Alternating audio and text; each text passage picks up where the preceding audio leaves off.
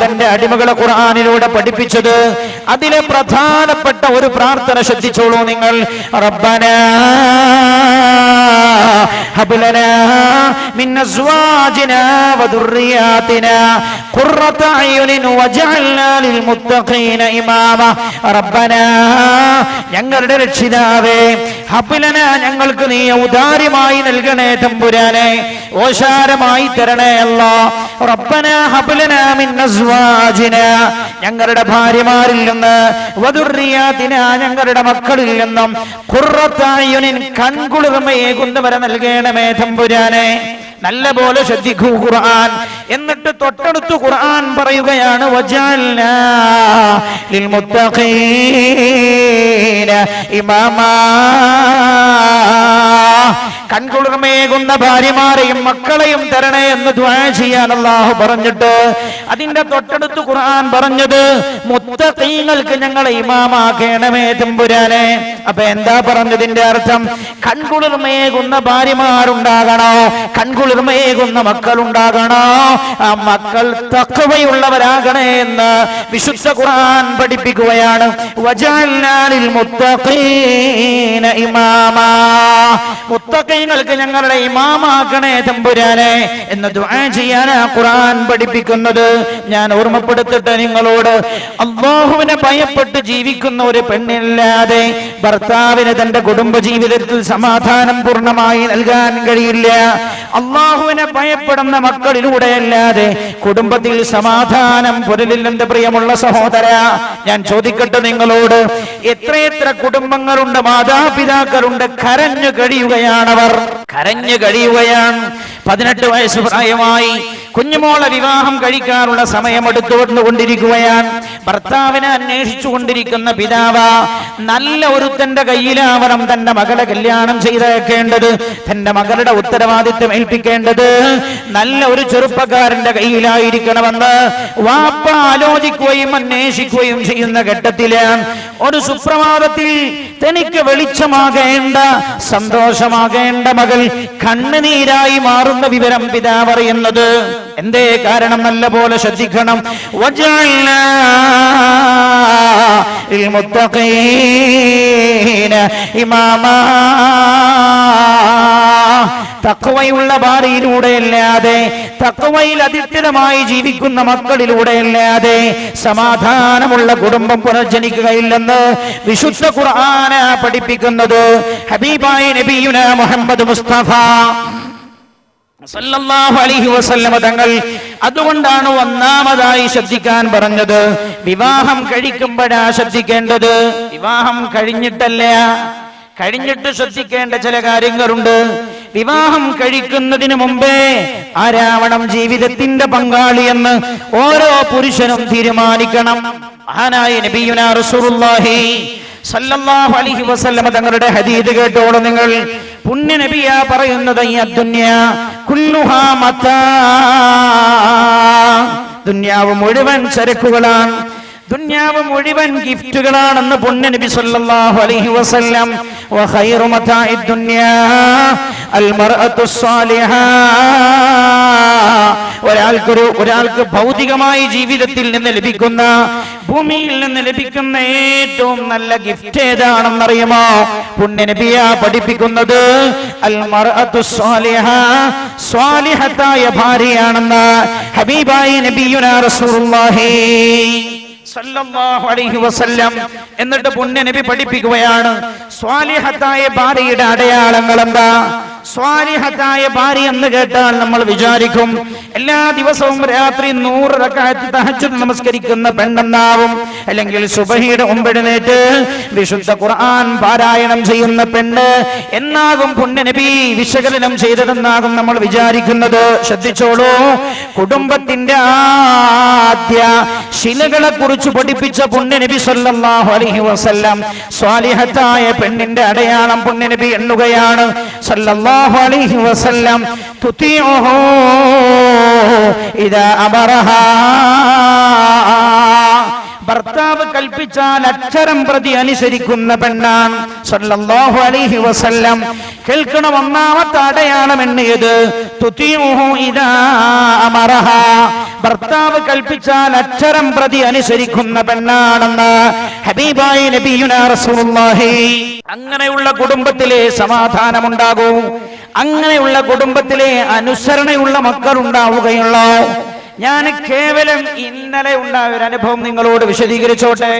ഇന്നലെ ഉണ്ടായ അനുഭവം, വീട്ടിനകത്ത് ഭയങ്കര കോലാഹലം, അടിയും പിടിയുമായി.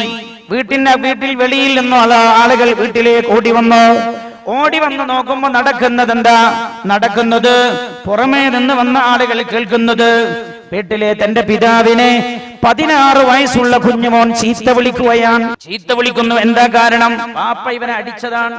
ഇവനിൽ കണ്ട ഒരു മര്യാദക്കേട് പറഞ്ഞു തിരുത്താൻ ശ്രമിച്ചപ്പോ അവൻ പിതാവിനെ നേരെ കയർക്കാൻ തുടങ്ങി. കയർത്തപ്പോ പിതാവ് അവനെ അടിച്ചവൻ പിതാവിനെ ചീത്ത വിളിക്ക വാക്ക് പോലും ഇവിടുന്ന് പറയാൻ പറ്റില്ല, അത്ര മോശമായിട്ടാ ചീത്ത വിളിച്ചത്. ഈ വിഷയം ചർച്ച ചെയ്ത സമയത്ത് ഞാൻ ആ വിഷയം പറഞ്ഞ ആളോട് ചോദിച്ചു, എന്നിട്ട് ഇവൻ ഈ വാപ്പയെ ചീത്ത വിളിക്കുമ്പോ ഭാര്യ അടുത്തുണ്ടായിരുന്നില്ലേ എന്ന് ചോദിച്ചു. അപ്പൊ എന്നോട് പറഞ്ഞു, ഉസ്താദേ, മക്കൾ വാപ്പയെ ചീത്ത വിളിക്കാൻ ധൈര്യം കാണിച്ചത് ഞങ്ങൾ മനസ്സിലാക്കുന്നത് ഭാര്യയുടെ സ്വഭാവം കണ്ട മകൻ ഇത് പഠിച്ചതെന്നാണ്. കാരണം ഭാര്യയാളെ ചീത്ത വിളിക്കാറുണ്ട്. മക്കളുടെ മുമ്പിൽ വെച്ച് നല്ലപോലെ ശ്രദ്ധിക്കണം. മക്കളുടെ മുമ്പിൽ വെച്ച് ഭാര്യ ഭർത്താവിനെ ചീത്ത വിളിച്ചപ്പോൾ മക്കളുടെ കൽബിൽ നിന്ന് വാപ്പയെ കുറിച്ചുള്ള ബഹുമാനം ചോർന്നുപോയി. ഉമ്മയാണ് ഉപ്പയെ ചീത്ത വിളിക്കുന്ന പദങ്ങൾ ഉമ്മയിൽ നിന്നാ മകൻ പഠിച്ചത്. നല്ലപോലെ ആലോചിക്കണം. വജഅൽനാ ലിൽമുത്തഖീന ഇമാമാ, അല്ലാഹുവിനെ ഭയപ്പെടുന്ന ഒരു പെണ്ണിൽ നിന്നല്ലാതെ സമാധാനപൂർണമായ കുടുംബമുണ്ടാവുകയില്ലെന്ന് മഹാനായ നബിയുനാ മുഹമ്മദ് മുസ്തഫ സല്ലല്ലാഹു അലൈഹി വസല്ലം. എന്നിട്ട് അല്ലാഹുവിന്റെ ഹബീബ് പറഞ്ഞു, അതുകൊണ്ട് വിവാഹ ജീവിതത്തിലേക്ക് കടന്നു വരുന്ന പുരുഷൻ ശ്രദ്ധിക്കണം, തന്റെ ഭാര്യ സ്വാലിഹത്താവാൻ ശ്രദ്ധിക്കണേ. സ്വാലിഹത്തിന്റെ ഒന്നാമത്തെ അടയാളം തുതിഉഹു ഇദാ അമറഹാ, ഭർത്താവ് കൽപ്പിച്ചാൽ അക്ഷരം പ്രതി അനുസരിക്കുന്നവളാണവൾ. രണ്ടാമത്തതോ ശ്രദ്ധിച്ചോളൂ, പുണ്യനബി പറഞ്ഞു, രണ്ടാമത്തെ അടയാളം സല്ലല്ലാഹു അലൈഹി വസല്ലം തസുറുഹു ഇദാ നദറ ഇലൈഹാ, ഭർത്താവ് തന്നെ നോക്കുമ്പോൾ തന്നെ ഭർത്താവിനെ സന്തോഷിപ്പിക്കുന്നവളാണവൾ. സ്വാലിഹത്തായ ഭാര്യയുടെ അടയാളം, ഭർത്താവ് നോക്കുമ്പോൾ തന്നെ ഭർത്താവിനെ സന്തോഷിപ്പിക്കുന്നവളാണവൾ.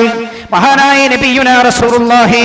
മനഃശാസ്ത്രം ഇപ്പൊ പറയുന്നുണ്ട്, മനഃശാസ്ത്രം ഏറ്റവും പുതിയ പഠനം എന്താ മനഃശാസ്ത്രം പറയുന്നത്? എല്ലാ കുടുംബത്തോടും പറയുകയാണ്, കുടുംബത്തിലെ സ്ത്രീയും പുരുഷനും എല്ലാ ദിവസവും ഒരു സമയം, ഒരു 5 മിനിറ്റ് സമയമെങ്കിലും പരസ്പരം മുഖത്തോട് മുഖം നോക്കിയിരിക്കാൻ സമയം കണ്ടെത്തണം. എന്നാൽ കുടുംബത്തിലെ ഒട്ടുമുക്കാൽ പ്രശ്നങ്ങളും പരിഹരിക്കപ്പെടാൻ കഴിയും. അല്ലാഹുവിന്റെ ഹബീബ് നബിയുനാ റസൂലുള്ളാഹി സല്ലല്ലാഹു അലൈഹി വസല്ലം തങ്ങൾ രണ്ടാമത്തെ അടയാളം പറഞ്ഞത് തസുറുഹു ഇദാ നദറ ഇലൈഹാ, ഭർത്താവ് തന്നെ നോക്കുമ്പോൾ തന്നെ ഭർത്താവിനെ സന്തോഷിപ്പിക്കുന്നവളാണവൾ.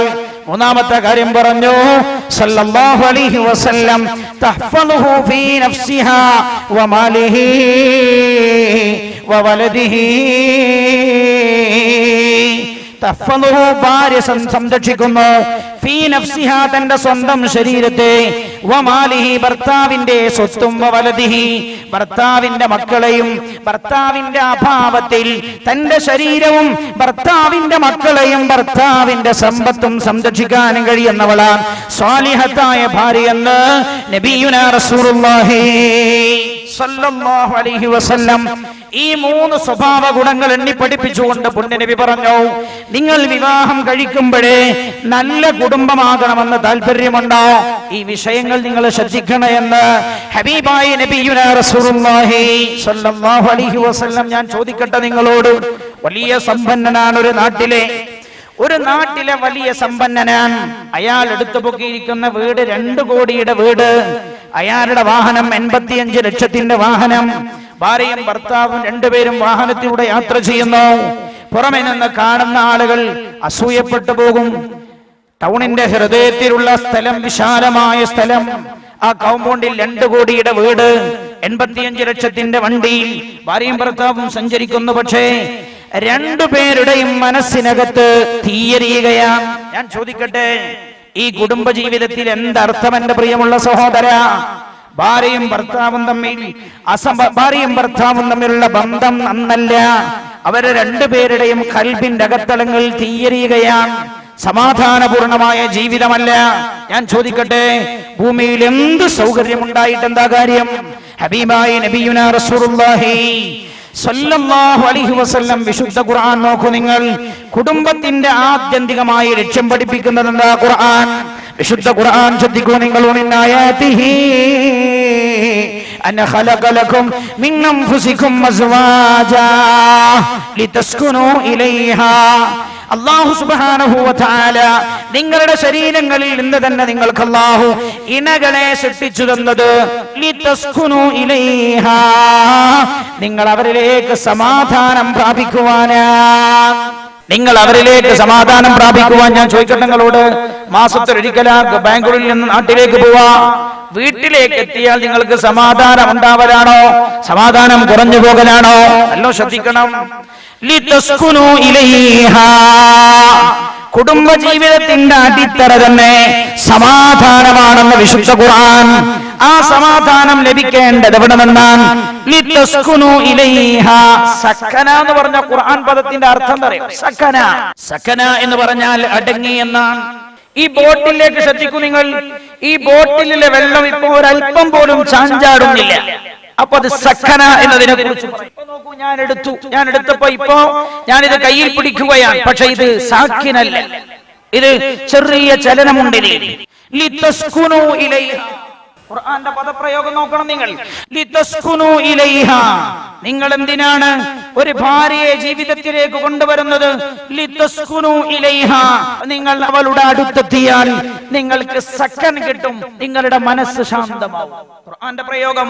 കുടുംബ ജീവിതത്തിന്റെ ലക്ഷ്യം അതാണ്.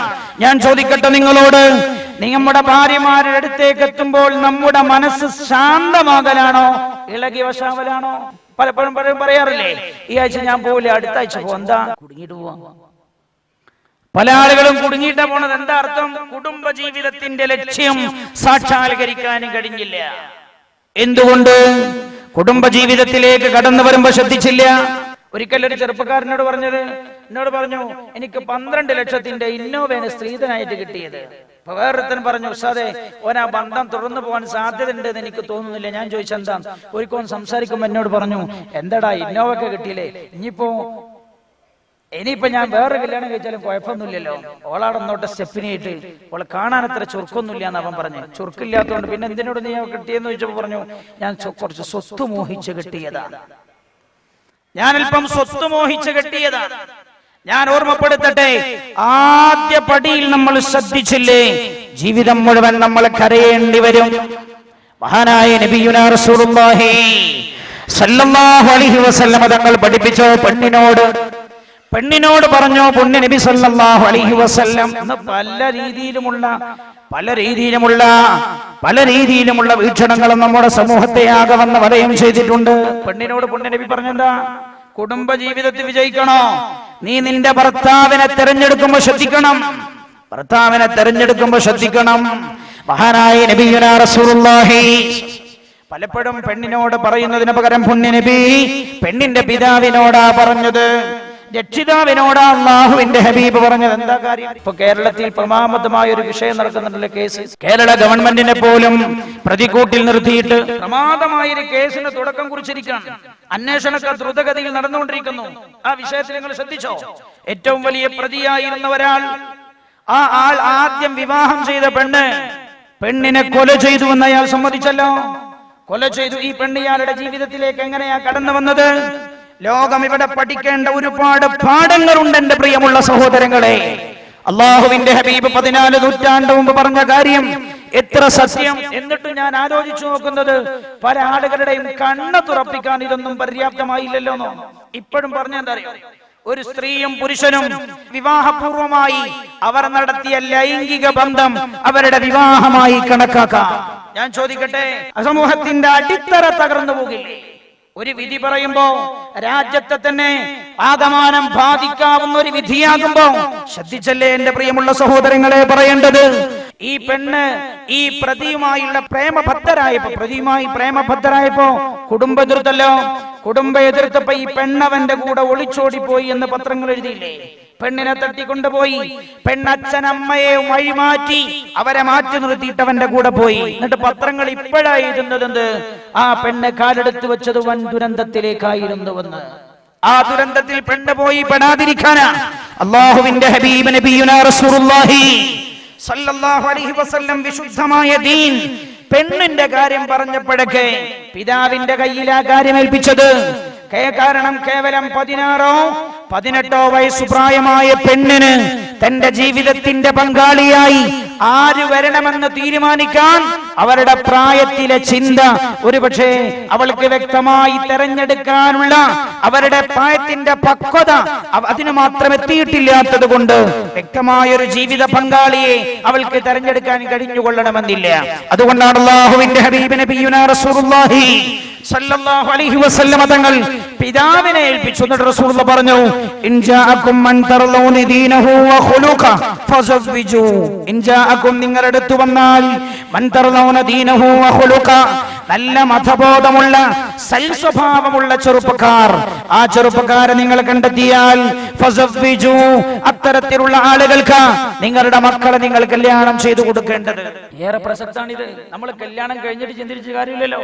പുതിയാപ്പിള മോശമായി പോയി, അയാള് മകളെ നോക്കുന്നില്ല. മകളെ നോക്കുന്നവനാണോ? പടച്ച റബ്ബിനെ പേടിയുള്ളവനാണോ? അല്ലാഹുവിനെ പടച്ച റബ്ബിന്റെ നാമം ഉച്ചരിച്ചുകൊണ്ട് തന്റെ ഭാര്യയാകുന്ന പെണ്ണിനെ ഏറ്റെടുക്കുമ്പോ അല്ലാഹുവിനെ ഭയപ്പെട്ട പെണ്ണിനെ ഏറ്റെടുത്തു വളർത്താൻ സംരക്ഷിക്കാനുള്ള ബോധമുള്ളവനാണോ ഇവനെന്ന് ശ്രദ്ധിക്കേണ്ടത് എപ്പോഴാ? വിവാഹം കഴിയുന്നതിന് മുമ്പ്. ഞാൻ ഓർമ്മപ്പെടുത്തട്ടെ നിങ്ങളോട്, ജീവിതത്തിലുണ്ടായ വലിയൊരു അനുഭവമുണ്ട്. ഒരിക്കൽ ഒരു കുടുംബത്തിൽ രണ്ടുപേര് തമ്മിൽ ചർച്ച നടക്കുന്ന സമയത്ത് ഇയാൾ പറഞ്ഞു, മറ്റേ ആളുടെ കുടുംബത്തിലേക്ക് ഒരു വിവാഹാന്വേഷണം ഉണ്ട്, അത് ഈ ആൾ അറിയുന്ന ആളാണ്.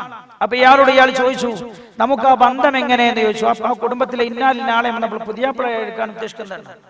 അപ്പൊ ഇയാൾ പറഞ്ഞു, നിങ്ങൾക്ക് വേണ്ടെന്ന് പറഞ്ഞു. നിങ്ങൾക്ക് വേണ്ട. അപ്പൊ ഇയാളോട് ചോദിച്ചു, നിങ്ങൾ അങ്ങനെ പറയണമെന്ന്. വീണ്ടും അയാൾ പറഞ്ഞു, നിങ്ങൾക്കത് വേണ്ടെന്ന് പറഞ്ഞു. പിന്നെയും ചോദിച്ചു, നിങ്ങൾ എന്താ അങ്ങനെ പറയുന്നത്? അപ്പൊ പറഞ്ഞു, നിങ്ങൾക്കത് വേണ്ട.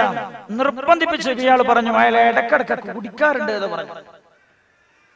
കുടിക്കാറുണ്ടെന്ന് പറഞ്ഞപ്പോ ഈ പെണ്ണിന്റെ ആങ്ങളെ തൊട്ടടുത്തുണ്ട്. ആങ്ങളെ ഉടനെ ചോദിച്ചത്ര, വാപ്പ മരിച്ചു പോയിട്ടുണ്ട്. ആങ്ങളെ ചോദിച്ചത്ര ഇവനോട്, ഈ പറഞ്ഞ ആളോട് എന്നും കുടിക്കാറുണ്ടോന്ന് ചോദിച്ചു. എന്നും കുടിക്കാറുണ്ടോന്ന് ചോദിച്ചപ്പോ പറഞ്ഞു, എന്നും കുടിക്കാറില്ല. എന്നും കുടിക്കണ ഞാൻ അറിയില്ല, ഇടക്കൊക്കെ കുടിക്കാറുണ്ട്. അപ്പൊ ആങ്ങളെ പറഞ്ഞത്ര, എന്നും കുടിക്കാണെങ്കിലേ പ്രശ്നമുള്ളൂ, ഇടക്കൊക്കെ കുടിക്കാണെ പ്രശ്നമില്ല, കുടിക്കണമെന്ന് വീട്ടിലേക്ക് വരണ്ടെന്ന് പറഞ്ഞാൽ മതിയല്ലോ. അപ്പൊ അന്വേഷിച്ച് നോക്കുമ്പോഴാണ് അളിയനും കുറച്ച് കുടിക്കണ ആളാണ്. അപ്പൊ യോജിച്ച പുതിയാപ്പിളിനെ കിട്ടിയ.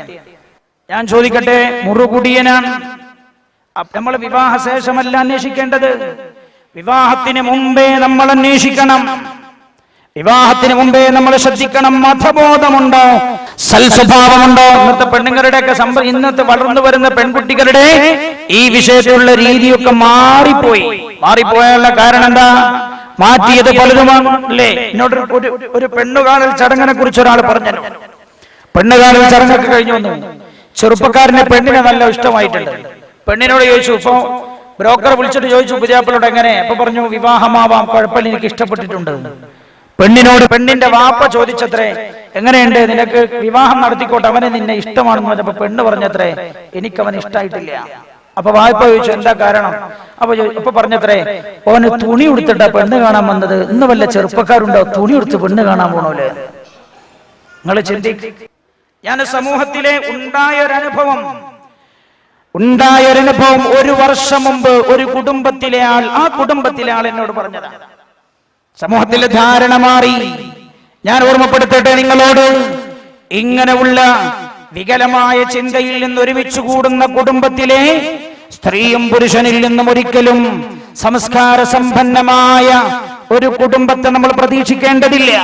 ഹബീബായ നബിയുനാ റസൂലുള്ളാഹി സ്വല്ലല്ലാഹു അലൈഹി വസല്ലം തങ്ങൾ പറഞ്ഞത്, നല്ല നമ്മൾ ചെറുപ്പത്തിലെ പറയാറില്ലേ, വിത്ത് ഗുണം 10 ഗുണം, വിത്ത് ഗുണം 10 ഗുണം. നമ്മുടെ വിഷയം എന്താ? നമ്മുടെ വിഷയം നമ്മുടെ വിഷയം മാതൃകാ കുടുംബം പരിവർത്തനത്തിന്റെ ആദ്യ പാഠശാല എന്നാണ്. ആർക്കാണ് പാഠമാകുന്നത്?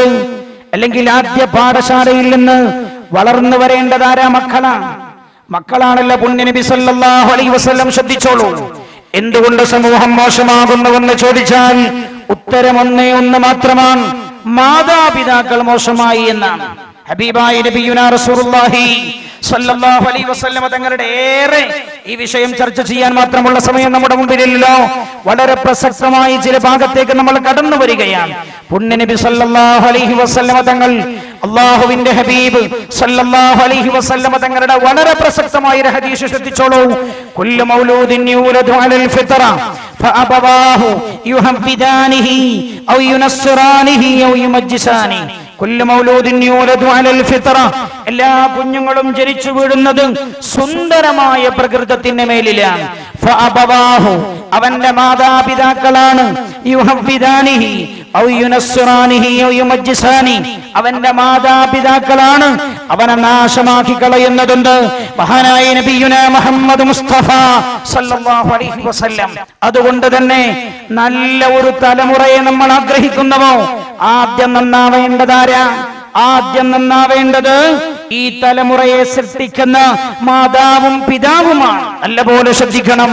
അതുകൊണ്ട് തന്നെ ഏതൊരു സമൂഹത്തിന്റെയും ആദ്യത്തെ പാഠശാല ആ സമൂഹത്തെ ജനിപ്പിക്കുന്ന പിതാവാണ്, മാതാവാണെന്ന് മഹാനായ നബിയുനാ റസൂലുള്ളാഹി സ്വല്ലല്ലാഹു അലൈഹി വസല്ലം.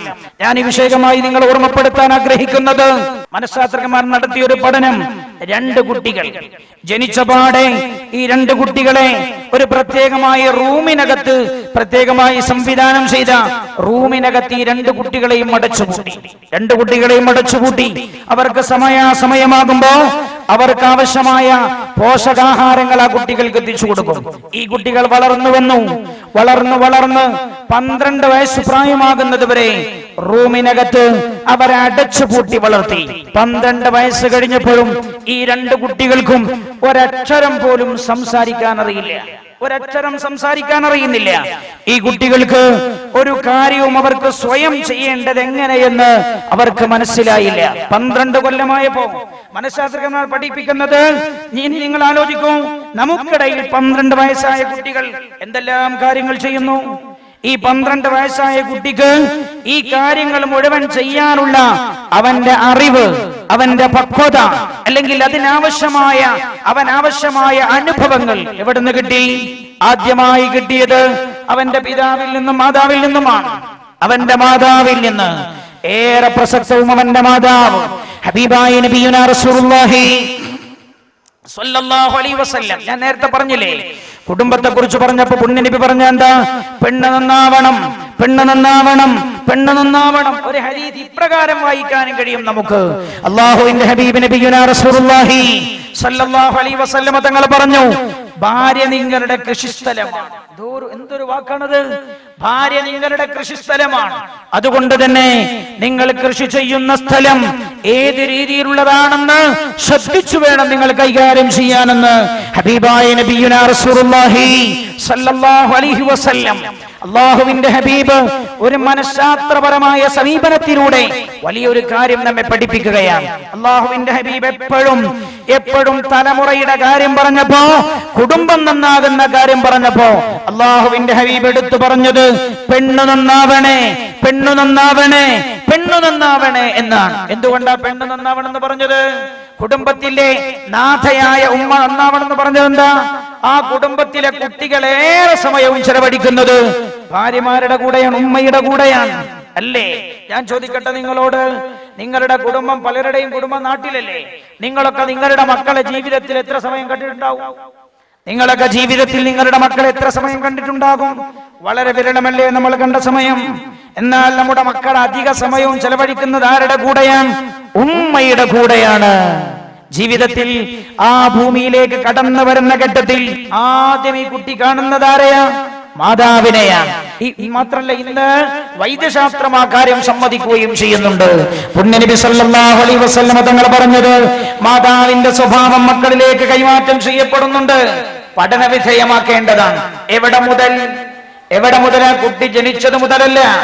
ഈ കുട്ടി 10 മാസവും കിടക്കുന്നത് എവിടെയാണ്? ഗർഭപാത്രത്തിലാണ്.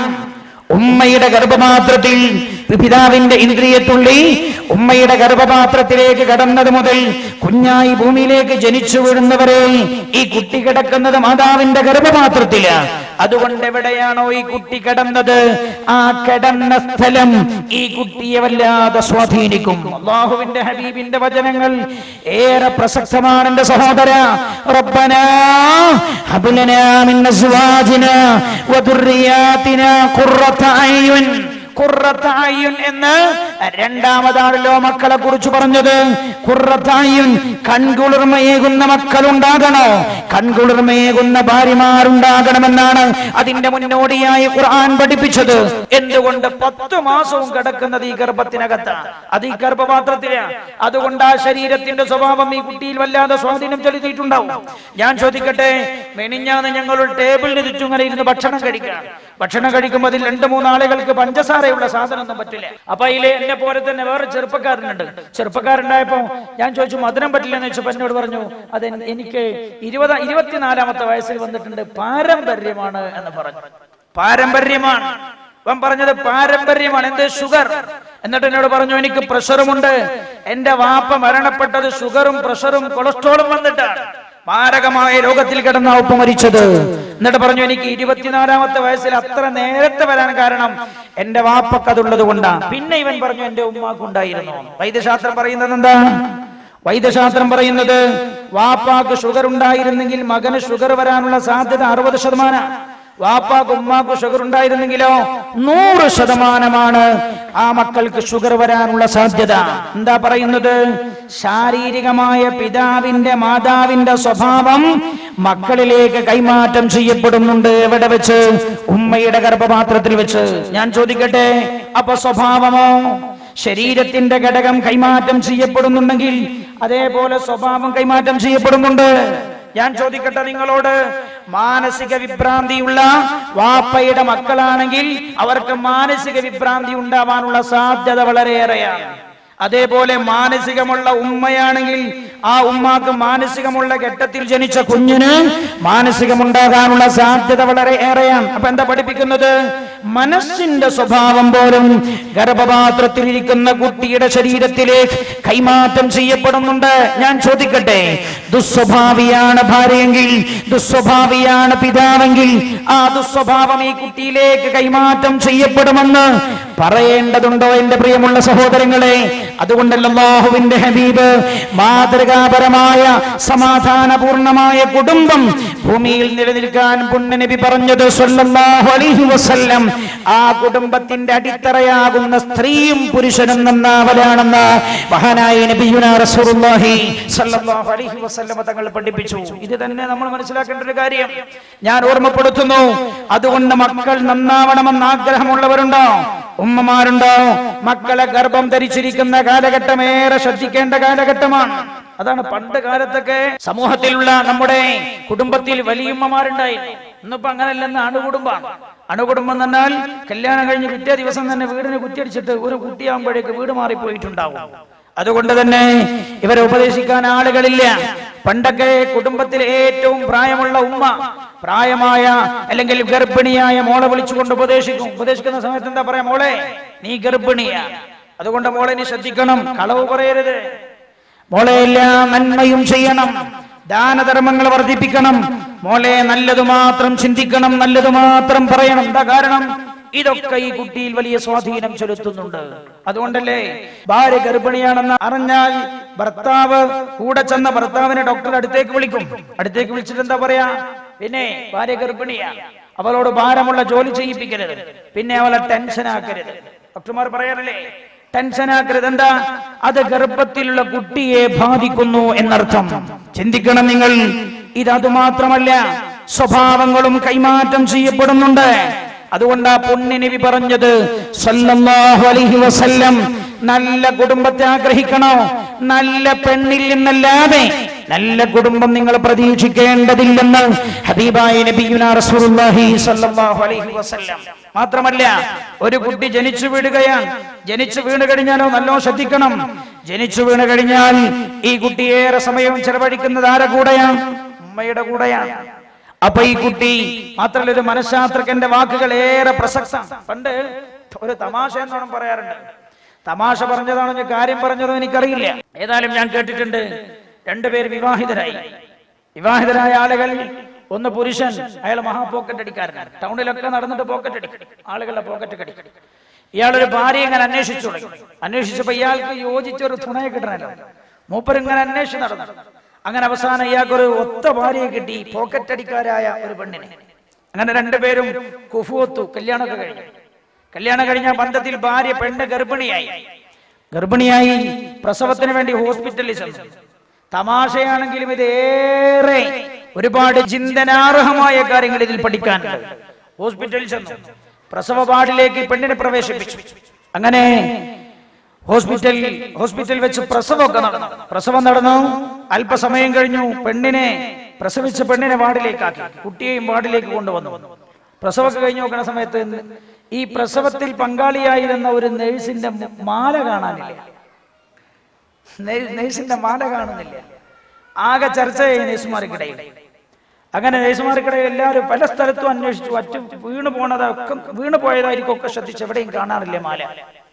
അവസാനം ഒരു നേഴ്സ് വന്നിട്ട് ഈ കുട്ടിയെ ഇങ്ങനെ ജനിച്ചു കഴിഞ്ഞതിന് ശേഷം പിന്നെ ശരീരമൊക്കെ ഒഴിഞ്ഞു പാകപ്പെടുത്തും. അപ്പൊ എങ്ങനെ ഒരു കൈ പിടിച്ചിട്ട് എങ്ങനെ ഒരു കൈ നിവർത്തി നോക്കുമ്പോ നിവർത്തി, മറ്റൊരു കൈ എങ്ങനെ പിടിച്ച് നിവർത്തിയിട്ട് നിവരുന്നില്ല, വിരലൊക്കെ അങ്ങനെ തന്നെ.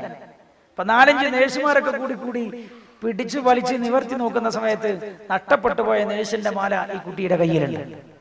അപ്പൊ മൂപ്പരെന്താ ചെയ്താരോ, ഈ കുട്ടി മാതാവിന്റെ ഗർഭപാത്രത്തിൽ നിന്ന് വരുമ്പോ തന്നെ മൂപ്പർ ആദ്യം ചെയ്തത് പോക്കറ്റ് അടിയാണ്. കാരണം വാപ്പിമ്മയും പോക്കറ്റ് അടിക്കാരായിരുന്നു. വളരെ പ്രസക്തമാണ്. തമാശയിലാണ് ഇത് പറയാറുള്ളതെങ്കിലും ശരി, വളരെ പ്രസക്തമാണ്. അതുകൊണ്ട് ഞാനൊരു കാര്യം ഓർമ്മപ്പെടുത്തട്ടെ, മക്കൾ നന്നാവണം എന്ന് വാപ്പയുമ്മയും വിചാരിക്കണം. ചിലരൊക്കെ അങ്ങനെ പറയാറുണ്ട്, കുട്ടികൾ എന്റെ മാതിരി ആവരുതെന്ന് എന്റെ വിചാരം. ഒരിക്കലും അങ്ങനെ വിചാരിക്കണ്ട. എന്റെ മക്കൾ എന്റെ മാതിരി ആവരുത്, അവരേറ്റവും നല്ല ആളുകളാവണമെന്നാണ് ഞാൻ വിചാരിക്കുന്നത്. ആ വിചാരം മഹാവിഡ്ഢിത്തമാണ്. അങ്ങനെ നടക്കില്ല. പുണ്യനബിയാ പറഞ്ഞത്, നിങ്ങൾക്ക് നല്ല മക്കളുണ്ടാവണോ, അവരുടെ മുമ്പിൽ ഏറ്റവും നല്ല മാതൃകകളായി നിങ്ങൾ മാറണം. അതിലേറ്റവും പ്രധാനം ഭാര്യയാണ്, ഉമ്മയാണ്. കാരണം ഈ കുട്ടി ഏറെ സമയവും ചെലവഴിക്കുന്നത് ഉമ്മയുടെ കൂടെയാണല്ലോ. അതുകൊണ്ട് തന്നെ ഈ കുട്ടി എപ്പോഴും ശ്രദ്ധിക്കാൻ ഉമ്മയാണ് ശ്രദ്ധിക്കുക. കുട്ടി ഉമ്മയെ ശ്രദ്ധിച്ചുകൊണ്ടിരിക്കും. ഞാൻ ചോദിക്കട്ടെ നിങ്ങളോട്, ജനിച്ചൊരു 5, 6, 8 മാസമായ ഒരു കുട്ടി, ആ കുട്ടിയെ ഒരു അന്യ വീട്ടിലെ പെണ്ണ് വന്നെടുത്താൽ കുട്ടി കരയും. എന്താ കാരണം? കുട്ടിക്കറിയ ഇതെന്റെ മാതാവല്ല, അപരിചിതയാണ്. അപ്പൊ ഈ കുട്ടി എപ്പോഴും ശ്രദ്ധിക്കുന്നത് ആരെയാ? മാതാവിനെയാണ്. മാതാവിനെ ശ്രദ്ധിക്കുന്നു എന്ന് പറഞ്ഞാൽ കേവലം ശ്രദ്ധയില്ല, മാതാവിന്റെ ഓരോ അടക്കവും മനക്കവും വാക്കും പ്രവൃത്തിയും കുട്ടി ശ്രദ്ധിച്ചു കൊണ്ടിരിക്കുന്നുണ്ട്. അതുകൊണ്ട് നമ്മൾ ശ്രദ്ധിക്കേണ്ട, മക്കളുടെ വളർച്ചയിൽ ശ്രദ്ധിക്കേണ്ട വളരെ പ്രധാനപ്പെട്ട ഒരു കാലം അവരുടെ മുടക്കുടി പ്രായമാണ്. അമ്മമാരോട് ഞാൻ പറയട്ടെ, ഇവിടെ പുണ്യനബി സല്ലല്ലാഹു അലൈഹി വസല്ലം തങ്ങൾ ശ്രദ്ധിക്കാൻ പറഞ്ഞ ഏറ്റവും പ്രധാനപ്പെട്ട ഒരു കാര്യം, ഹറാമായ ഭക്ഷണം ഉമ്മ ഭാഗത്തേക്ക് കടത്തരുതെന്നാണ്. നിങ്ങൾ കഴിക്കുന്ന ഭക്ഷണം ഹറാമാകരുത്. ഭാര്യയും അതേപോലെ ഭർത്താവും അല്ലെങ്കിൽ കുടുംബനാഥനും നാഥയും ഹറാമായ സമ്പാദ്യത്തിന്റെ ഉടമകളാകരുത്. ഹറാമാണ് സമ്പാദ്യമെങ്കിൽ ആ കഴിക്കുന്ന ഭക്ഷണത്തിൽ നിന്നാണ് ശരീരത്തിൽ രക്തമുണ്ടാകുന്നത്. ശരീരത്തിൽ ഉൽപ്പാദിപ്പിക്കപ്പെടുന്ന ഉമ്മയുടെ അമ്മിഞ്ഞപ്പാലിലെ പാലാഭക്ഷണത്തിൽ നിന്നാണ്. അതുകൊണ്ട് തന്നെ ഹറാമാണ് ഭക്ഷണമെങ്കിൽ ഹറാമ കലർന്ന അമ്മിഞ്ഞപ്പാൽ ഈ കുട്ടിയുടെ അകത്തളത്തിലേക്ക് കടന്നു ചെല്ലുമ്പോ അതിന്റെ ദുസ്വാധീനം കുട്ടിയിലുണ്ടാകും. അതുകൊണ്ട് ഒന്നാമതായി മുലകുടി പ്രായത്തിലും ഗർഭകാലഘട്ടത്തിലും ശ്രദ്ധിക്കേണ്ടത് എന്താ? ശ്രദ്ധിക്കേണ്ടത് കുടുംബത്തിൽ ഹറാമായ സമ്പാദ്യത്തിൽ നിന്ന് ഭക്ഷണം ഉണ്ടാവരുത്. ആ ഭക്ഷണം കുട്ടികളുടെ ശരീരത്തെ ദുസ്വാധീനത്തിലകപ്പെടുത്തും. അല്ലാഹു റബ്ബുൽ ഇസ്സത്ത് കാത്തുരക്ഷിക്കുമാറാകട്ടെ. ഹബീബായ നബിയുനാ റസൂലുള്ളാഹി സ്വല്ലല്ലാഹു അലൈഹി വസല്ലം തങ്ങൾ നമ്മളെ പഠിപ്പിച്ച ഒരു കാര്യതല്ലേ. പുണ്യനബി ഒരിക്കൽ തന്റെ വീട്ടിലേക്ക് ഇങ്ങനെ കടന്നു വരികയാണ്.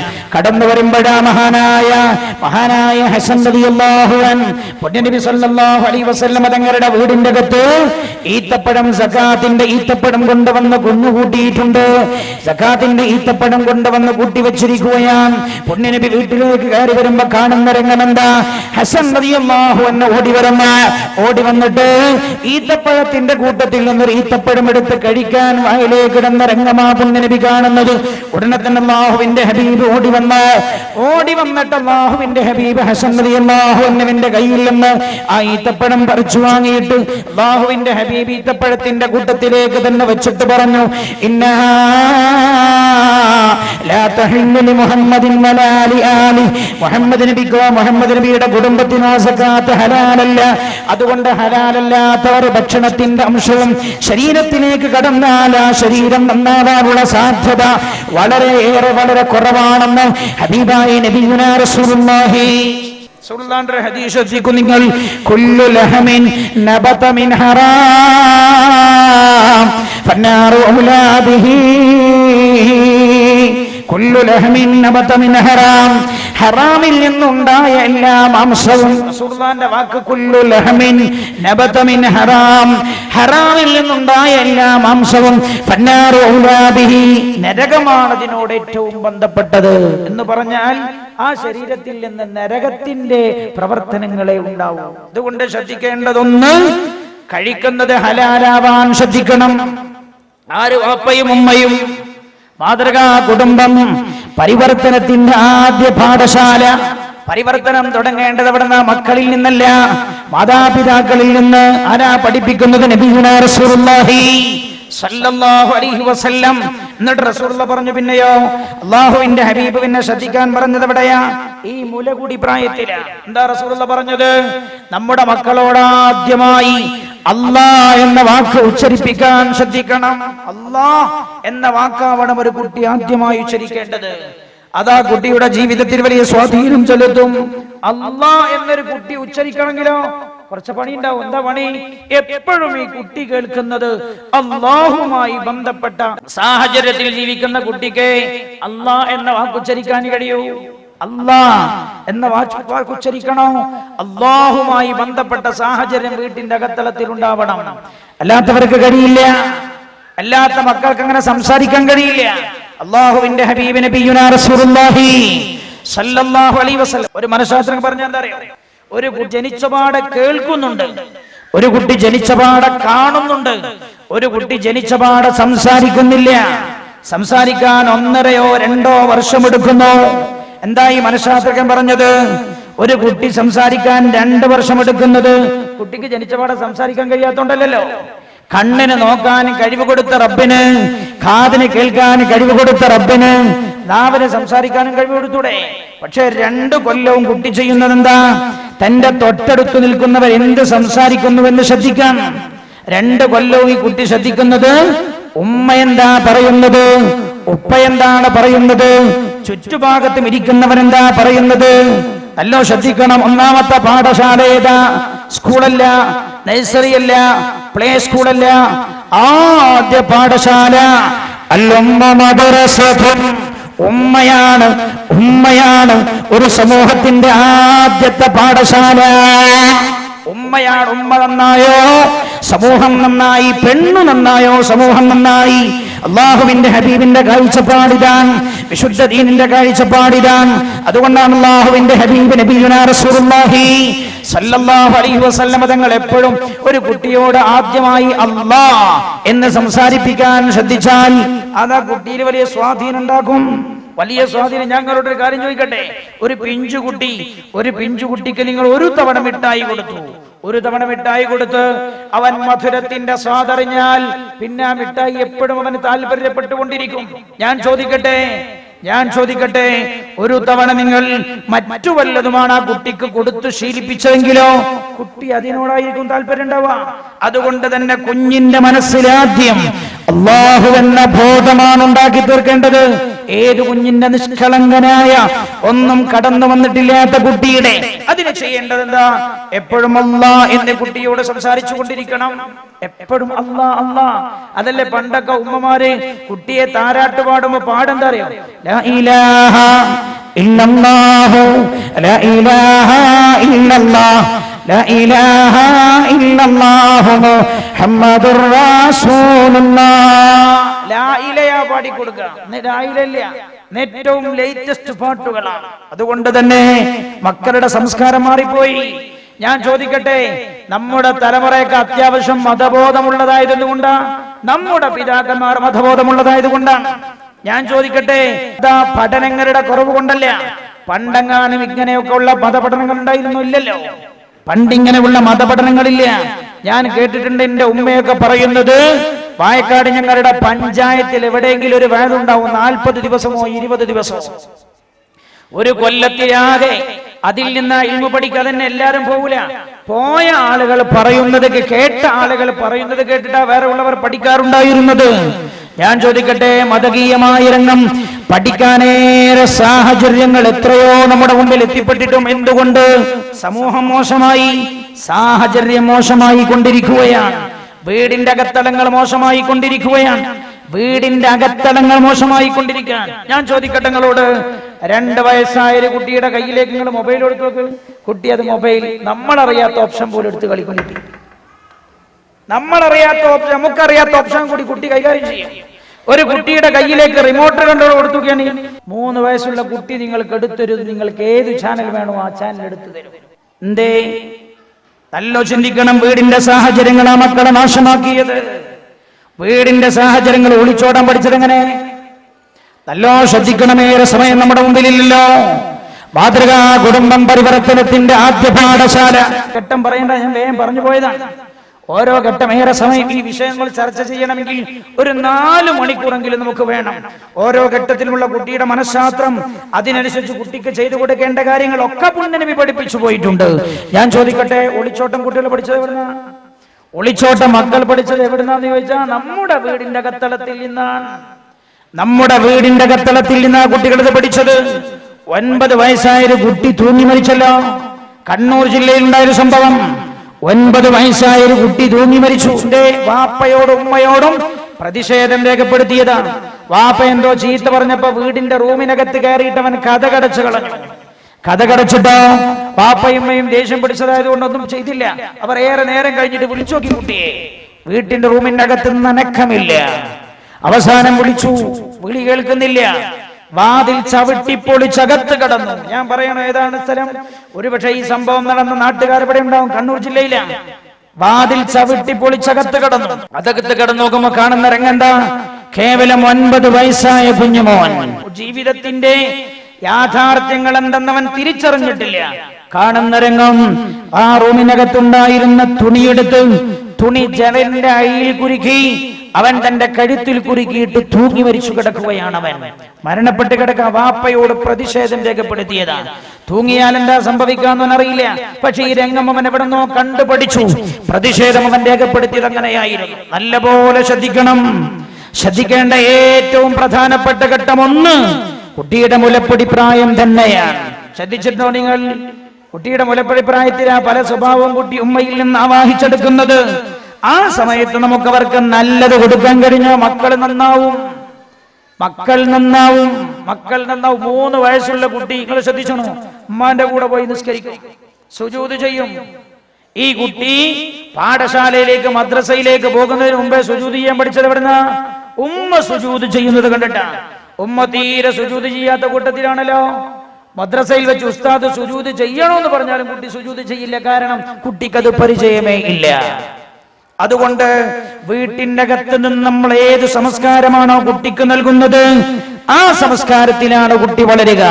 അതുകൊണ്ടാണല്ലോ ഹബീബായ റസൂലുള്ളാഹി സല്ലല്ലാഹു അലൈഹി വസല്ലം തങ്ങൾ പറഞ്ഞത്, ഒരു സമൂഹം നല്ല സമൂഹമാകണോ, ആ സമൂഹത്തെ വളർത്തുന്ന വാപ്പയും ഉമ്മയും നല്ല സംസ്കാരത്തിന്റെ ഉടമകളാകണം. ഇത് തന്നെ ഈ വിഷയത്തിൽ ആത്യന്തികമായി പറയാനുള്ളത്. ഏതു ഘട്ടമാണെങ്കിലും ഞാൻ ഓർമ്മപ്പെടുത്തട്ടെ. പിന്നെ നമ്മൾ ശ്രദ്ധിക്കേണ്ട വളരെ പ്രധാനപ്പെട്ട ഒരു ഘട്ടേതാ? പിന്നെ നമ്മൾ ശ്രദ്ധിക്കേണ്ട വളരെ പ്രധാനപ്പെട്ട മറ്റൊരു ഘട്ടം മുലകുടി പ്രായം കഴിഞ്ഞിട്ടുള്ള കുട്ടിത്തത്തിന്റെ കാലഘട്ടമാണ്. ആ കാലഘട്ടത്തിലാണ് പലതും അനുകരിക്കാനുള്ള സ്വഭാവം കുട്ടികൾക്കുണ്ടാകുന്നത്. നിങ്ങൾ തന്നെ ശ്രദ്ധിച്ചാറേ, വീട്ടിൽ ഈ പ്രായത്തിലുള്ള കുട്ടികൾ പണ്ടൊക്കെ നമുക്കറിയാം, ഇപ്പൊക്കെ മൊബൈലുണ്ടാ കളി, ചെറിയ കുട്ടികളും കളി മൊബൈലുണ്ടാകും. പണ്ടൊക്കെ മാവിന്റെ ചോട്ട് പോയിട്ട് കളിക്കും. മാവിന്റെ ചോട്ട് പോയി കളിക്കുന്നതിനാ, മാമ്പഴക്കാലത്ത് മാങ്ങ വീഴും, നല്ല പന്തല് കെട്ടിയിട്ട് കളിക്കും. കളിക്കുന്ന സമയത്ത് കൂട്ടത്തിലുള്ള പെൺകുട്ടികൾ, കൊച്ചു പെൺകുട്ടികൾ, അവർ ചോറ് വെക്കും, അവർ പത്രി ഉണ്ടാക്കും. തൊട്ടപ്പുറത്ത് ചെറിയൊരു പന്തൽ കെട്ടിയിട്ട് ആ കൂട്ടത്തിൽ തന്നെയുള്ള ആൺകുട്ടികൾ കച്ചവടം ചെയ്യും. എന്താ ഇതെവിടുന്ന ഈ കുട്ടികളത് പഠിച്ചത്? മനഃശാസ്ത്രം ചിന്തിക്കണം നിങ്ങൾ. കുട്ടികൾക്ക് ഈ ആണാണ് കച്ചവടം ചെയ്യേണ്ടത്, പെണ്ണാണ് വീട്ടിന്റെ അകത്ത് ഭക്ഷണം പാകം ചെയ്യേണ്ടതെന്ന ചുമതല, അല്ലെങ്കിൽ ഈ കൃത്യം ഈ വീട്ടിന്റെ അകത്ത് നിന്ന് കേവലം 4, 5, 6 വയസ്സായ കുട്ടികൾ ആരും പറഞ്ഞു കൊടുത്തതല്ല, അവർ സ്വയം മനസ്സിലാക്കിയതാണ്. ഞാൻ നേരത്തെ നിങ്ങളോട് ആദ്യം പറഞ്ഞൊരു വിഷയല്ലേ, വാപ്പ അടിച്ചപ്പോ വാപ്പയെ ദേഷ്യം പിടിച്ചിട്ട് ചീത്ത വിളിച്ചു. എന്തൊക്കെ വിളിച്ചെന്നറിയാം? പരിഹരിക്കാൻ ചെന്ന ആളോട് പറഞ്ഞു, അയാളിന്റെ തന്തയല്ല, ഞാൻ അംഗീകരിക്കൂല എന്ന് പറഞ്ഞു. അപ്പൊ ഈ പറഞ്ഞ ആള് ചോദിച്ചത്രേ, നീ അങ്ങനെ പറയലോടോ, നിന്റെ ഉപ്പയല്ലേ? അപ്പൊ പറഞ്ഞു, അയാൾ എന്താ അവിടെ ചെയ്തത്? ഇയാൾ പറയാ, 6 മാസം മുമ്പ് അയാളും അയാളുടെ ഭാര്യയും തമ്മിൽ ഇതേപോലെ കുട്ടികളുടെ മുമ്പിൽ വെച്ച് പ്രശ്നവും അടിയും പിടിയായപ്പോ ഭാര്യ ഇതേ വാക്ക് പറഞ്ഞത് ഞാൻ കേട്ടിരുന്നു. ഭാര്യ ഇതേ വാക്ക്. നിങ്ങൾ ശ്രദ്ധിക്കണം, ഒരു കുട്ടിയുടെ മനസ്സിലേക്ക് പിതാവിനെ കുറിച്ചുള്ള ബഹുമാനം, പിതാവാരാണെന്ന പിതാവിനെ കുറിച്ചുള്ള ബഹുമാനവും ആദരവും ഒരു കുട്ടിയുടെ മനസ്സിലേക്ക് പകർന്നു കൊടുക്കേണ്ടതാരാ? അള്ളാഹു ഖുർആൻ ഇറക്കി കൊടുക്കൂല വീട്ടിന്റെ അകത്തേക്ക്. ഖുർആൻ 14 നൂറ്റാണ്ട് മുത്ത് നബി സല്ലല്ലാഹു അലൈഹി വസല്ലം തങ്ങളിലേക്ക് ഇറക്കി കൊടുത്തു. അതിലൂടെ പഠിപ്പിച്ചു, ഈ കാര്യം ചെയ്യേണ്ടതാരാ? ഉമ്മയാണ് എന്റെ സഹോദര. തന്റെ ഭാര്യ ഭർത്താവിനെ അമിതമായി ആദരിക്കുകയും ബഹുമാനിക്കുകയൊക്കെ ചെയ്യുന്നത് കാണുമ്പോ അത് കാണുന്ന മക്കളിൽ സ്വാഭാവികമായും പുനർജനിക്കുന്ന സ്വഭാവമാണ്. വാപ്പ വളരെ ആദരിക്കപ്പെടേണ്ട ആളാണ്. ഞാൻ ചോദിക്കട്ടെ, നിങ്ങളുടെ ഭാര്യ നിങ്ങളുടെ മക്കളുടെ മുമ്പിൽ നിന്ന് നിങ്ങളെ അവമതിക്കുന്നവരാണോ? നിങ്ങളുടെ മക്കൾ ഭാവിയിൽ നിങ്ങൾക്കെതിരായി തീരുമെന്ന കാര്യത്തിൽ അണ്ടർലൈൻ ചെയ്തോളൂ. നിങ്ങൾ അണ്ടർലൈൻ ചെയ്തോളൂ. പലരും പറയാറുണ്ടല്ലോ, മക്കളും കൂടി ഒത്തുചേർന്നിട്ട് വാപ്പാനെ പുറത്താക്കി. കണ്ണൂർ ജില്ലയിൽ ഒരു സ്വഭാവമാണിത്. കണ്ണൂർ ജില്ലയിൽ അധികം സംഭവിക്കാറുള്ള ഒന്നാ എന്താ? അവസാനം എല്ലുമുറിയെ പണിയെടുത്ത് മക്കളെയും കുടുംബത്തൊക്കെ വളർത്തി അവസാനം ഇയാളിൽ നിന്ന് ഇനിയൊന്നും കിട്ടാനില്ല എന്ന് കണ്ടാൽ ഉമ്മയും മക്കളും ഒന്നായി വാപ്പയെ പുറത്താക്കി എന്ന് പറയാറുണ്ട്. എന്താ കാരണം? ഞാൻ ആദ്യം പറഞ്ഞതാ. അതുകൊണ്ടാ പുണ്യനബി പറഞ്ഞത്, പെണ്ണു നന്നാവണേ. പിന്നെ റസൂൽ പറഞ്ഞു, വാപ്പയാകുന്ന പുരുഷൻ നന്നാവണേ. അല്ലാഹുവിന്റെ ഹബീബ് നബിയുനാ റസൂലുള്ളാഹി. ഞാൻ ദീർഘിപ്പിക്കുകയില്ല, ശ്രദ്ധിക്കൂ നിങ്ങൾ. വിശുദ്ധ ഖുർആൻ നല്ല മക്കളെ എടുത്തു പറഞ്ഞതാരെയോ? ഉമ്മമാരെ. എല്ലാം ശ്രദ്ധിക്കൂ നിങ്ങൾ. നല്ല മക്കളുടെ സ്വഭാവം, നല്ല മക്കളുടെ മാതൃക ഖുർആൻ എടുത്തു പറഞ്ഞപ്പോ അതിന്റെ തൊട്ടു പിന്നിൽ അല്ലാഹു എടുത്തു പറഞ്ഞത് മുഴുവൻ ആ മക്കളുടെ ഉമ്മമാരെയാണ്. ഒന്നാമതായി ശ്രദ്ധിക്കൂ നിങ്ങൾ. ഒന്നാമതായി ആരാ? ഏറ്റവും നല്ല മകനായി ഖുർആൻ പരിചയപ്പെടുത്തിയ ഖലീലുല്ലാഹി ഇബ്രാഹിം നബി അലൈഹിസ്സലാത്തു വസ്സലാമിന്റെ പ്രിയപ്പെട്ട മോനായ ഇസ്മാഈൽ അലൈഹിസ്സലാം. ഇസ്മാഈൽ നബി അലൈഹിസ്സലാം ഖുർആൻ ഉദ്ധരിച്ചല്ലോ രംഗം. ഫലമ്മാ ബലഗസ്സഇയ, കുഞ്ഞുമോൻ ഇസ്മാഈൽ അലൈഹിസ്സലാം നടക്കാനുള്ള പ്രായം എത്തിയിട്ടേയുള്ളൂ. ഫലമ്മാ ബലഗസ്സഇയ, നടക്കുന്ന പ്രായം, ഓടിക്കളിച്ചു നടക്കുന്ന പ്രായം. ഏതാണ് സമയം നമുക്കറിയാമല്ലോ. ആ പ്രായം എത്തിയപ്പോഴാണ് പിതാവ് മോനോട് പറയുന്നത് എന്താ? യാ ബുനയ്യ ഇന്നി അറാ ഫിൽ മനാമി അന്നി അദ്ബഹുക ഫൻദുർ മാദാ തറാ. മോനെ നിന്നെ അറുക്കണമെന്ന് അല്ലാഹുവിന്റെ കൽപ്പനയുണ്ട്. ഞാൻ എന്ത് ചെയ്യണം മോനെ? നിന്റെ അഭിപ്രായം എന്താ? മോൻ പറയുന്ന വാക്കെന്താ? യാ അബതി ഫഅൽ മാ തുഅമർ സതജിദുനി ഇൻഷാ അല്ലാഹു മിനസ് സ്വാബിരീൻ. ഉപ്പ, അല്ലാഹു നിങ്ങളോട് എന്താണോ കൽപ്പിച്ചത് അത് നടപ്പിൽ വരുത്തണം പിതാവേ എന്നായിരുന്നു മോന്റെ മറുപടി. ചിന്തിക്കൂ നിങ്ങൾ. 3-4 വയസ്സ് പ്രായമായ കൊച്ചുപ്രായത്തിലുള്ള ഒരു കുഞ്ഞുമോന്റെ മറുപടി വിശുദ്ധ ഖുർആൻ എടുത്തുദ്ധരിക്കുകയാണ്. ഞാൻ ചോദിക്കട്ടെ നിങ്ങളോട്, കേവലം 2.5 വയസ്സ് പ്രായമുള്ള ഇസ്മാഈൽ എന്ന് പറയുന്ന കുഞ്ഞുമോന് തന്റെ പിതാവ് മോനെ നിന്നെ അറുക്കട്ടെ, അള്ളാഹുവിന്റെ കൽപ്പനയുണ്ടെന്ന് ചോദിച്ചപ്പോ അള്ളാഹുവിന്റെ കൽപ്പന നടപ്പിൽ വരുത്തണമെന്ന് മോനെ പറയാനുള്ള പ്രചോദനം കിട്ടിയത് എവിടെന്നാ? 2.5 വയസ്സുള്ള മോനെ ഈ പ്രചോദനം കിട്ടിയത് എവിടെന്ന്? വിശുദ്ധ ഖുർആൻ തന്നെ മോന്റെ ഉമ്മയെ എടുത്തുദ്ധരിക്കുന്നുണ്ട്. ആരായിരുന്നു ഉമ്മ? ഹാജറ ബീവി റളിയല്ലാഹു അൻഹാ. എന്റെ പ്രിയപ്പെട്ട ഉമ്മമാരെ, ഹാജറ ബീവിയെ നിങ്ങളുടെ മാതൃകയാക്കി ഖുർആൻ എടുത്തുദ്ധരിക്കുകയാണ്. ഹാജറ ബീവിയുടെ സ്വഭാവം എന്താ? പടച്ച റബ്ബിന്റെ അല്ലാഹുവിലുള്ള തഖ്വയിൽ അധിഷ്ഠിതമായി ജീവിതം നയിച്ച ആളായിരുന്നല്ലോ മഹദി ഹാജറ ബീവി റളിയല്ലാഹു അൻഹ. അതുകൊണ്ട് തന്നെ അതേ സ്വഭാവം മകന് ഹാജറ ബീവിയോട് ഇബ്രാഹിം നബി അലൈഹിസ്സലാം ചോദിച്ചല്ലോ. മക്കയിലേക്ക് ഹാജറ ബീവിയെയും മകൻ ഇസ്മായിൽ അലൈഹിസ്സലാമിനെയും മക്കയിൽ കൊണ്ടുവന്നാക്കി. അവർ രണ്ടുപേരും മാത്രം മക്കയിലുള്ളത്. ഇബ്രാഹിം അലൈഹിസ്സലാം അവരെ വിട്ടേച്ചു പോകാൻ അല്ലാഹുവിന്റെ കൽപ്പന വന്നു. കൽപ്പന വന്ന പാടെ ഹാജറ ബീവിയോട് ഭാര്യയോട് പറയാ, ഇബ്രാഹിം അലൈഹിസ്സലാം, ഹാജറ ഞാൻ പോവുകയാണ് എന്ന് പറഞ്ഞപ്പോ ഹാജറ ബീവി ഉടനെ ചോദിച്ച ചോദ്യം ഖുർആൻ പറയുന്നുണ്ട്. ഹാജറ ബീവിക്ക് അറിയാം ഇസ്മായിൽ അലൈഹിസ്സലാമിന്റെ ജീവിതത്തിലെ സായം സന്ധിയിലുണ്ടായ ഇസ്മായിൽ എന്ന് പറയുന്ന കുഞ്ഞുമോനെ കാണാതിരിക്കാൻ പിതാവായ ഇബ്രാഹിം അലൈഹിസ്സലാമിന് കഴിയില്ല. അതുകൊണ്ട് തന്നെ സ്വന്തം അഭിപ്രായ പ്രകാരം എന്നെയും മകനെയും മാത്രം മക്കയിലാക്കിയിട്ട് ഇബ്രാഹിം പോവുകയില്ല എന്നറിയാവുന്ന ഹാജറ ബീവി ഉടനെ ചോദിച്ച ചോദ്യം എന്താ അറിയോ? അല്ലാഹു അമറക ബിഹാദാ, അല്ലാഹുവിന്റെ കൽപ്പനയാണോ? ഉടനെ പറഞ്ഞു അതെ.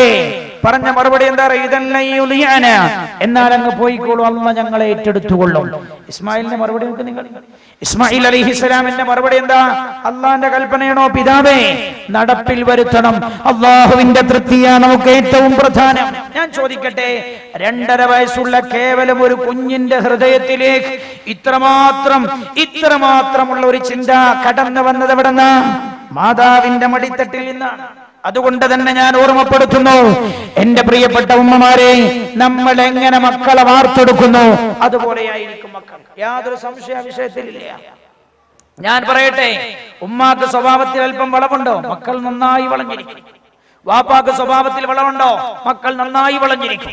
അതുകൊണ്ട് ഞാൻ അവസാനിപ്പിക്കുന്നു. ഓരോ ഭാഗവും ചർച്ച ചെയ്യേണ്ടത് മൊത്തത്തിൽ ഒരു ചെറിയ ചർച്ചയായി സമയത്തിന്റെ അപര്യാപ്തത മനസ്സിലാക്കിയാണ് നമ്മൾ ഈ രീതിയിൽ ഈ ചർച്ച ഒതുക്കാൻ ആഗ്രഹിക്കുന്നത്. ഇന്നത്തെ സ്വഭാവം എന്താ? പ്ലേ സ്കൂളുകൾ വർദ്ധിച്ചു വരാൻ. ഇനിയിപ്പോ അതിനപ്പുറത്തേക്ക് ഇനിയും വരാൻ പോവാണ് കെയർ സെന്ററുകൾ. കെയർ സെന്റർ എന്താ മനസ്സിലായോ? ഇനി നമ്മുടെ സമൂഹത്തിലേക്ക് കടന്നു വരാനുള്ളതാണ് കെയർ സെന്റർ. പണ്ടൊക്കെ 5 വയസ്സ് വരെ കുട്ടികളെ ഇരിക്കാറുള്ളത് എവിടെ? വാപ്പാന്റെ ഇമ്മാന്റെ കൂടെയാണ്. 5 വയസ്സ് വരെയും ഈ കുട്ടി ഓടിക്കളിക്കുന്നത് ഉമ്മയുടെ ചുറ്റുഭാഗത്തായിരുന്നു. ഇവിടുന്ന് പോയി പിന്നെ നമ്മൾ പറഞ്ഞു 3.5 വയസ്സാകുമ്പോ തന്നെ LKG UKG കുട്ടി പഠിക്കണം. അപ്പൊ 3.5 വയസ്സാകുമ്പോ കുട്ടി പോകാൻ തുടങ്ങി. 3.5 വയസ്സാകുമ്പോഴേക്ക് കുട്ടി പുറത്തു നിന്നുള്ള സംസ്കാരങ്ങൾ ആ കുട്ടിയിലേക്ക് കടന്നു വരുന്നത്. ഇപ്പോഴോ പിന്നെ പറഞ്ഞു പ്ലേ സ്കൂളുകൾ വേണം. 2 വയസ്സ് 3 2.5 വയസ്സ് 3 വയസ്സായ കുട്ടികളെ പ്ലേ സ്കൂളുകളിൽ കൊണ്ടുപോയാക്കി. ഇനി ശ്രദ്ധിച്ചോ നിങ്ങൾ, കെയർ സെന്ററുകൾ വരാൻ പോവാണ്. കെയർ സെന്ററുകൾ എന്താ? കെയർ സെന്ററുകൾ പാശ്ചാത്യ ലോകത്തൊക്കെ വന്നിട്ടുണ്ട്. ആ അമ്മയുടെ ഡ്യൂട്ടി പ്രസവിക്കുക എന്നുള്ളത് മാത്രം. അമ്മയുടെ ഡ്യൂട്ടി പ്രസവിക്കുക എന്നത് മാത്രം. പ്രസവിച്ച കുട്ടിയെ ഹോസ്പിറ്റലുകളിലോടനുബന്ധമായുള്ള കെയർ സെന്ററുകളിൽ കൊണ്ടുപോയാക്കിയാൽ കുട്ടിക്ക് ആവശ്യമായ പോഷകാഹാരങ്ങളും മറ്റും കൊടുത്ത് കുട്ടിയെ വളർത്തുന്ന ചുമതല ഹോസ്പിറ്റലുകൾ ഏറ്റെടുക്കുകയാണ്. എല്ലാം വ്യവസായമായി മാറിയതുപോലെ ഇതും വ്യവസായമായി. ഞാൻ നിങ്ങളോട് ഓർമ്മപ്പെടുത്തട്ടെ, അങ്ങനെ ഒരു സംരംഭം കൂടെ സമൂഹത്തിലേക്ക് കടന്നു വന്നാൽ ഇനിയുള്ള സംസ്കാരത്തിന്റെ അവസാനത്തെ ഭാഗവും കുഴിച്ചു മൂടപ്പെടുമെന്ന് അടിവരയിട്ട് ഓർമ്മപ്പെടുത്തി ഞാൻ അവസാനിപ്പിക്കുകയാണ്. കുഴിച്ചു മൂടപ്പെടും. ഇതൊക്കെ ഇസ്ലാമിക വിരുദ്ധമായ സംസ്കാരങ്ങൾ നമ്മുടെ സമൂഹത്തിൽ വന്നു ചേരുന്നതിന്റെ കാരണമായി അതപ്പതിക്കുമെന്ന് ഞാൻ ഓർമ്മപ്പെടുത്തുന്നു. ഞാൻ പറഞ്ഞു ഞങ്ങളോട്, ഒരു കുട്ടിയുടെ മുമ്പിൽ ആദ്യം മാതൃകയായി കുട്ടി കാണുന്നത് ആരെയാണോ ആ ആളെയാണ് കുട്ടി അനുകരിക്കുന്നത് എന്ന കാര്യം നിങ്ങൾ പ്രത്യേകം ഓർക്കണം. അതുകൊണ്ട് നമ്മുടെ മക്കളെ പഠിപ്പിക്കാൻ നമ്മൾ പറഞ്ഞേക്കുന്ന സ്ഥാപനങ്ങൾ, നമ്മുടെ കുട്ടികൾ വിദ്യാഭ്യാസം നേടുന്ന മേഖലകൾ എല്ലാം നമ്മൾ വളരെ ശക്തമായി വിചിന്തനം നടത്തി നമ്മുടെ മക്കൾ ഏത് സംസ്കാരത്തിന്റെ ഉടമകളാകണമെന്ന് തീരുമാനിച്ചാവണം നമ്മൾ ഇതൊക്കെ തെരഞ്ഞെടുക്കേണ്ടത് എന്ന് മാത്രം ഈ സമയത്ത് ഓർമ്മപ്പെടുത്തിയും അല്ലാഹു സുബ്ഹാനഹു വ തആല നല്ലൊരു സമൂഹത്തിന് നേതൃത്വം നൽകുന്ന ഉപ്പയായി ഉമ്മയായി മാറാൻ അല്ലാഹു നമുക്ക് തൗഫീഖ് നൽകുമാറാകട്ടെ. ആമീൻ എന്ന് ദുആ ചെയ്തു വിശുദ്ധ ഖുർആൻ പഠിപ്പിച്ച ഈ പ്രാർത്ഥന ഒന്നുകൂടെ നിങ്ങളുടെ മനോമുഖരത്തിൽ എഴുതി വെക്കാൻ ഞാൻ ഈ സമയം ശ്രദ്ധിക്കുകയാണ്. റബ്ബനാ ഹബ് ലനാ മിൻ അസ്വാജിനാ വദുർരിയാതിനാ ഖുർറത അയ്യുനിൻ വജ്അൽനാ ലിൽ മുത്തഖീന ഇമാമ. റബ്ബനാ, ഞങ്ങളുടെ രക്ഷിതാവേ, ഹബ് ലനാ, ഞങ്ങൾക്ക് നീ നൽകണമേ, മിൻ അസ്വാജിനാ വദുർരിയാതിനാ, ഞങ്ങളുടെ മക്കളിൽ ഭാര്യമാരിൽ നിന്നും മക്കളിൽ നിന്നും കൺകുളിർമയേകുന്നവരെ നൽകണമേ തമ്പുരാനെ. ഒരിക്കലും കണ്ണുനീര് പൊടിക്ക് കരയേണ്ടൊരവസ്ഥ അവരിൽ നിന്നുണ്ടാകരുതേ എന്നാണ് ഖുർആൻ പഠിപ്പിച്ചത്. അല്ലാഹു റബ്ബുൽ ഇസ്സത്ത് നമ്മെ രക്ഷപ്പെടുത്തുമാറാകട്ടെ. ഞാൻ ഓർക്കുന്നു, കോർട്ടിൽ ചെന്നു. കോർട്ടിൽ ആരുടെ കൂടെ? പ്രേമിച്ച് കമിതാവിനോടുകൂടെ കോടതിയിൽ ഹാജരാക്കപ്പെട്ടു. എന്തിന്? കോടതിയിൽ വന്നിട്ട് ജഡ്ജിയോട് പറഞ്ഞു, ജഡ്ജിയോട് ഞങ്ങൾക്ക് വിവാഹം ചെയ്യാനുള്ള അവസരം ഒരുക്കി തരണം. അപ്പോഴാ തൊട്ടടുത്ത് പിതാവും മാതാവും വന്നു നിൽക്കുന്നത്. പിതാവും മാതാവുണ്ട്. പിതാവിനെയും മാതാവിനെയും കണ്ടു. ജഡ്ജ് ഈ കുട്ടിയോട് പറഞ്ഞു, മോളെ, നിന്റെ കമിതാവായി ഈ കുട്ടി വന്നിരിക്കുന്ന ആൾ ആരെയാണ് നീ ജീവിതത്തിന്റെ പങ്കാളിയാക്കണമെന്ന് നീ ആവശ്യപ്പെടുന്നത്?